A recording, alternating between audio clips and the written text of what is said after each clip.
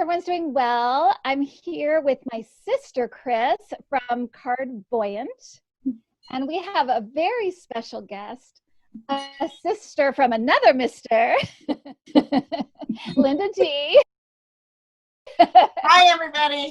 From Comanche Psychic. And we're going to talk about a couple of subjects today. We're really excited to have Linda here because she is so experienced and knows so much that we can learn from. So I'm going to just kind of start with a question that I think a lot of people, not only psychics and intuitives and people that do this kind of thing might have, but also people that have readings and wonder about the, psychics and what they do and how they do what they do. So my question is, why do you think, and I'll kind of go to you first, Linda, why do you think that some psychics and intuitives get some info, but not all info? For example, 9/11. Why didn't every single psychic in the country get that? Because get a hit on that because it was such a big deal. It affected everything and everybody. Why didn't everybody see it? Why do you think that is? Well, I think a lot of people actually felt something was getting ready to happen. I know that. People were getting disturbed, unsure. I wasn't professionally reading at the time. But number one, there's free will, and this collective universal consciousness isn't always telling us at 24/7 what's going to happen. I guess some people had some sort of feeling, or they knew. Was there anybody that really said the towers fell? I think there was maybe one. You hear about that kind of stuff, right? And you never know, if it's really true. But I think a couple said they saw it. Nostradamus, had something kind of like that he talked about. But we couldn't tell. Anyway, it's free. There's free will even with the psychic. Right. Because sometimes we as psychics, sometimes even when I'm reading, I notice that, I told everybody there was some marching in the streets and there's some major stuff. I thought they were all going to be mad at Trump and they were marching in the streets about Trump. Right. But what it was marching in the street. I didn't see the death of that George. Right. But I could see chaos. Right. So I could see a lot of resistance, just as you have seen, before that man finally leaves. There's a lot of heartache. Right. So, but yeah, I saw marching in the streets, but I couldn't tell you that it was going to be George. It was something else. Right. So they been telling me, and sometimes on my YouTube channel, I'd say, you guys, my guides are saying the shift is occurring right now. We're getting ready to go into some major shifting. And I think the virus was part of that. And the what was? Oh, the virus. The virus. Oh, right. Absolutely. Oh, but I didn't pick up virus, except someone said in May 17th on my YouTube, I kind of, I space out.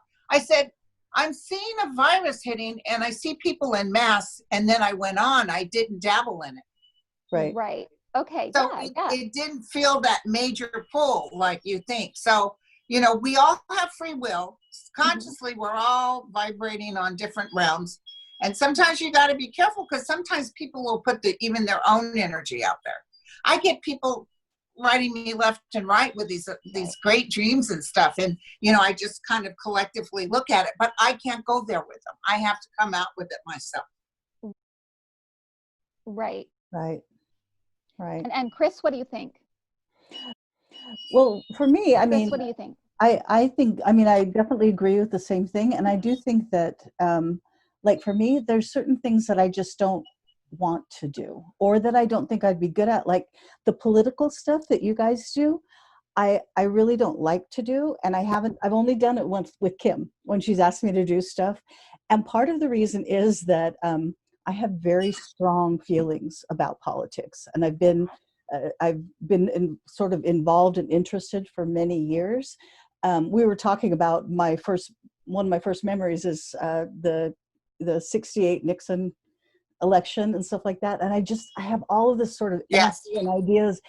And I feel like I'm not necessarily good at it because I put I have too much of my own stuff that is a big, huge factor. Yep. Yeah.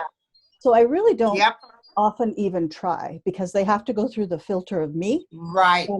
Do you guys remember the Super Bowl and I did LA, and I did New England, and I just did a spread on each. And I said New England was going to win, and so many people hated me after that.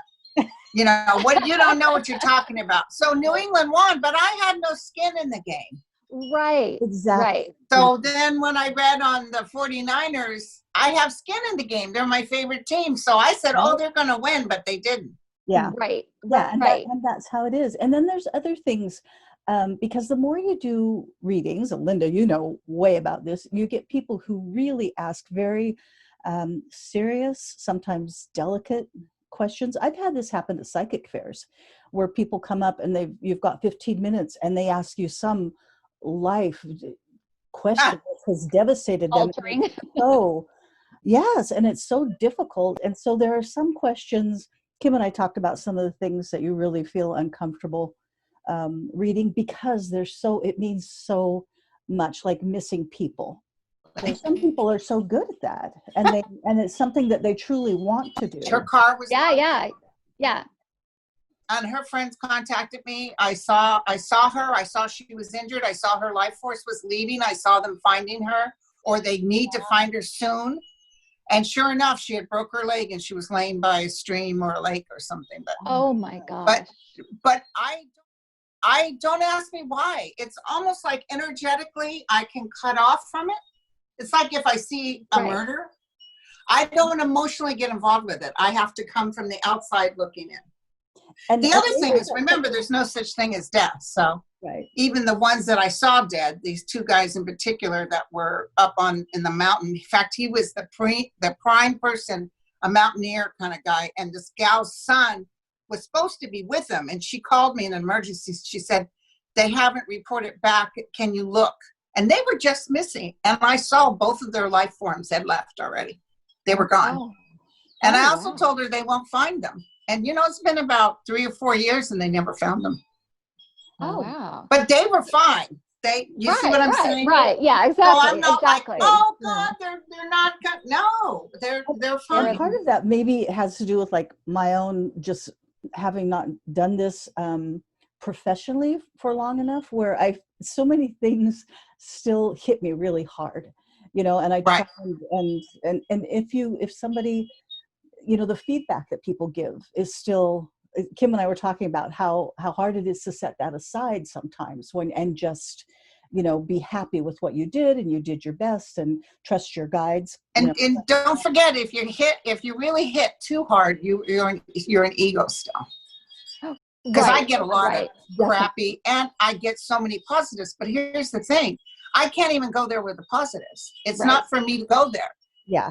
My guides don't like that, you know, and it's kind of embarrassing sometimes. And it's like, I really mean it. It's cool. You don't have to keep telling me, you know, that they feel happy, that you know, they feel happy. And if you're happy, you're helping people, but it's not for you to acknowledge. It's whoever's working through you. Right. It's so often I don't feel like it's me anyway. It's not me telling them this thing. I'm just the conduit, you know. You're just your conduit.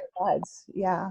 So, but I was going to remind Kim, one of the very first times when you were just beginning to do this kind of whole psychic thing, not professionally even, we were just sort of going back and forth. There was a missing child and we're close to where we live in sort of the Bay Area. And I was working, do you remember, at the newspaper at the time? Because I was a journalist for a number of years. And you talked about that, where you had this strong feeling of where her body might be. Yeah. That was I don't know how that was for you, because it was one of the first things that you really felt strongly. Well, and that is something that's one of my kind of, what do you call it? A black spot or a blind spot is with children. I have a really hard time when children are in peril or children are this. I have a really hard time separating my own feelings from it because I was a preschool teacher for 15 years. I was, you know, so I really feel very connected, and it really is. It's hard for me to put my own feelings out of the way. With other subjects, I can do it, but that kind of thing, I remember that happened. And at the time Cassie was just dinky small. And so I felt very much I cared in a way for this missing child that I hadn't any other time because I didn't have a child yet. But when I had Cassie, I cared so much that it just came to me. And did they find her? They did. She was passed away. It was a little girl that went missing in Vallejo. But they didn't. They never found, was she in the spot you thought she would be? They never found her. They never found her entire remains. Right. They never found her entire remains. Yeah. So, but yeah, I knew that I had several things right. In fact, the fact that she had been taken, the fact that she was somewhere in the mountains. Mm-hmm. They found her in the Santa Cruz Mountains. Okay. And that I felt like she was alive for several days, but that at the time I was seeing it, she had passed away. That she'd been, and that really was what it was. But that is difficult when you feel very emotionally connected to something. I think that maybe just experience, you're able to kind of put yourself out of the way to do the reading. And you guys, I had 20 years of nursing, so I deal with the death all the time. I deal with patients dying in front of me. I deal with death. So, and at first I probably was more affected. Then you get almost clinical about it, and don't mean stay cold. It's more like you have to detach. When you're talking to a patient that's screaming and crying and you need to get their focus, you have to literally energetically, eye contact, focus, talk to them. If I get all screamy and cry, it's going to scare them more. Right. So I think even my nursing experience, by the time I got to this level, helped because number one, I saw so much death. I can give you stories that make your hair curl, but there's no such thing as death. And number two, I can detach myself. Right. I was going to ask you, Linda, though, because you are, I was wondering too that if some types of things are easier for certain psychics to pick up. For example, I think you're so good and so natural at picking up disasters. And I'm thinking, is it because of your Native American connection to the earth, to that kind of thing that maybe that's I just have these energy forms that are powerful. Right. And they just tell me, they show me explosions and plane crashes and like I told you, I don't know why I'm not a cold-hearted person, but I literally can detach from it. Right. So they just probably feel that vibrationally they can give me this information. Right. I'm not there when they give it to me. I don't say, so what exactly are you saying? Right. I just, when I'm doing the YouTube, I see my face change. It's just like, oh yeah, there's going to be this and there's going to be that. And I can't question it. I have to just say it. Yeah. Right. Because a lot of psychics I notice are, they really want to know get more details, or what are you saying, or how is that going? And sometimes that messes you up. You almost have to just jump in. Right. Absolutely. It's like when I do stand-up comedy. When I go on stage, I don't worry about being nervous. I just do it. I'm just Right. You're right. Talk about free will. Some of the details might not be known. It's this overall thing, but how exactly it's going to come to pass has a lot to do with other people and their free will, and so maybe that's part of it too. Exactly. So Linda, so that leads me to my next question, which is, why do you think psychics are wrong sometimes? They're off. I think of the one about Barr, because so many people got him wrong, and I kind of have come to think it's because he thinks he's right. He thinks he's doing the right thing, and that's maybe what everybody was saying. But I don't know. We don't know the whole story yet. Right. Some of these people we thought could step up to the plate might actually step up to the plate when they know their ship is sinking. But he ended up being pretty evil, and I see that now. But I thought he was going to be, and Rosenstein too. Yeah. He ended up being sort of a two-faced backstabber. Yeah, he did. Yeah. So why are psychics wrong? It's probably because our interpretation is we have to be careful about interpreting anything we receive. Yes, exactly. And in the desperateness of Trump, here's the problem. In the desperateness of Trump, I think sometimes we're reaching because we want the news. Give us the news. Tell us he's going. And we have to be very careful with that because had I been a reader when he was up the first time, I probably would have said he wasn't going to win, but I would have been reading the cards, and the cards did show a male winning. Yep. So that's why when they told me to do these videos and why, and they said, because you'll help calm people down. One of the things I've been seeing, not only on the stage and they're throwing tomatoes at him, and he was in the coffin in the dream. One of the things I always see is that they will find out that he was not a legitimate president. It might take 2 years from when the new president comes in, but they will be able to remove everything he touched. Right. Well, you know, Linda, along with that, with that line, I keep seeing that he'll never have a picture in the White House. The paintings that they have. Yes.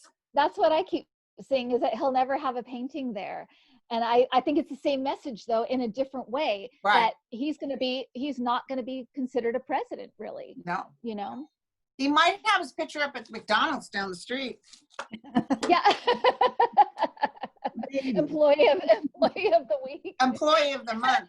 I never saw a library. I never saw, it's actually kind of sad because, well, he's been a very hateful man, but he really wanted everybody to like him, but he really went about it the wrong way. Right. Absolutely. Well, I have two political things that I've been getting, Linda, and I want to ask you about them. And you too, Sure. Kris, even though I know you don't do politics, Kris, but I want you to think about this. I keep seeing two things recently. One is that it's going to be Pence who hands off the presidency to Biden. He's going to be the one at the inauguration. He's going to be the one doing this. It's either Trump is gone already or he refuses to go. That's what I'm seeing. That's one thing. And the other thing I've been seeing is that Putin is going to be so preoccupied with trying to hang on to his own power in the fall that he won't be available to Trump the way he was in 2016. That's exactly what I'm saying. Think? Okay. That's exactly. Now, I don't know if it's Pence. I asked the cards, I think, today. Mm-hmm. I wasn't getting a definite yes, but someone said they thought it would be Nancy Pelosi because everybody was gone. But it's so weird that you said that, because out of the blue the other day, I was talking to someone. I said, you know what? It's going to be Pence to try to do the changing of the guards because Trump will be gone. He's like, screw you guys. I don't need this. Interesting. Yeah, because that just came out of the clear blue. First, he's going to say fraud. You know, it's a fraud. Right. I really want, but he's going to win by such a landslide. Plus, he won't have the houses. And so even if he was president, he's going to get impeached. Right. So do you see what I'm saying? It's like, he's like, I don't need you guys. I'm out of here. Right. Because he knows he's going to get subpoenaed the minute January 20th happens. They'll be standing at the door ready to arrest him. He's going to take off. Right. And Kris, what do you think? Did you have any ideas about that? I mean, I know you always want him gone. I've always kind of been of that thought that he kind of wouldn't even be there, you know, but it's interesting to hear you say that, because I've always thought maybe something happens to him physically because he's so unhealthy. How is he? Right. I don't know how he's like walking around. I mean, seriously, he's so unhealthy. And that's, you know, I had the dream about him being in the coffin. It was a glass coffin, but that could be another case. What if he just drops dead? He gets sick and he drops dead. Yeah. And Pence will be president, and Pence has to sign it off to Biden. Yeah. Right. Yeah. Because we're getting close, you guys. It's close. Oh, I know we are. June. Not close enough. Yeah, we're getting close. And you know who's really going to come out is those kids. Did you see the thousands and thousands of these beautiful faces? Yeah. Oh, I know. Whites, it's amazing. Browns, blacks. Amazing. Oh my God, I was so proud of them. That was such true. hope for this generation. And I really think they thought, well, we're safe because nobody can come out and protest. And man, were they wrong. Yeah. And they're still protesting. I know. And then Trump posted on Twitter, oh yeah, the crowds weren't that big. They were bigger than his inauguration. So I guess, yeah, they weren't that big. Yeah. There was hundreds of thousands of people. Yeah. We can't get upset. We can't get upset. I know that sounds crazy, but we can't get furious. Well, in fact, when he starts doing things like allowing drilling on American Indian land or state parks or whatever, I always think, don't worry. Don't worry. he's going to be gone, and they're going to reverse all of this. Okay, last question, Linda. What about the Supreme Court? What do you think is going to happen? I think Kavanaugh and the other one are going to have to go. Kavanaugh and Kavanaugh may go because he gets impeached because he lied to Congress. They're just waiting. Congress has already got everything going. They've got the paperwork ready to go. So as soon as Biden gets in, there'll be meetings. Trust me, there's going to be so many meetings. Biden's going to get a fantastic administration, and then it'll take a couple of years to get the other one out. He put 2 in, right? Gorsuch, yeah. Gorsuch, they're gonna definitely get rid of him, but it might take a year or 2. But I see Kavanaugh almost immediately getting thrown out, and Really? all those judges gone. And let me tell you, Roberts is actually going to be nice. Yeah, well, he's kind of an old guard kind of Republican, I think of, when I think of him. Yeah, I think so. And I also saw something about possibly, I hate to put these things out there, but I think possibly Thomas getting ill or something next year or the year after, something with Thomas. I've been saying that for a while. I saw Thomas having to leave either from an illness or something. Okay. And I see Ruth Ginsburg will retire the minute she knows it's safe. And I don't think Biden's going to fill it up with a bunch of liberals. I don't see that at all. I see him taking very good, constitutionally sound kind of energy forms. Yeah. One might even be a Republican. That could be. I mean, the Republicans have the kind of middle of the road Republicans have changed their tune since this whole Trump thing has happened. They can see the pitfalls of some of the things that they put in place. I think they get it. So, well, good. Well, thank you, Linda, Are you feeling, Kim, are you guys feeling Kris and Kim, why all this is occurring? Can you see it now? Oh, yeah. It's making sense to you, right? Because for a while there, it wasn't making sense. And now can you see why vibrationally all this was supposed to take place? Yeah. Absolutely. It's about, in fact, it goes back to the whole Eckhart Tolle. It's a consciousness shift. That's what's happening. It's a shift in consciousness. And we always get opportunities to shift. But for some reason, remember, emancipation happened how many hundreds some odd years ago. And and the black slaves were freed, and they were given land, and they could vote. And then the white man came in and changed it all, and basically went back to the old method. Right. And nobody was ever free. Yeah. And it was even General Grant, who had actually had one slave in his life, and he bought his slave's freedom, the one slave he had. And he was so powerfully against the KKK that he kept sending federal troops to the South. And then the Americans were complaining, you can't keep sending federal. So, they basically took over. Right. And then Johnson, who came in after Kennedy was killed. Was it Johnson? Mm-hmm. Yeah. He worked opposite of what Kennedy was killed, Lincoln.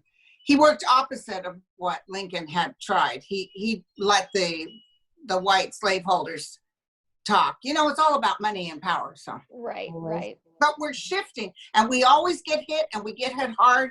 And then as soon as we get out of it, like World War II, we're back again. Because even in World War II, as much as that helped others, we locked up Japanese. We took everything they owned. We act all self-righteous, but look at what you did. Look what they did to my people, the Comanche Indians. So, but we can't lay in the hate. No. So look at the crowds right now. Look at the mixture of faces. It's absolutely fascinating. It's amazing, and it's also this idea that that not only as a country are we all connected, but as a world we're all connected. I mean, this virus, that is the lesson of the virus, is we are all connected whether we like it or not. We need to. But isn't that something? Did you see Germany and England and Norway? They're all marching for us.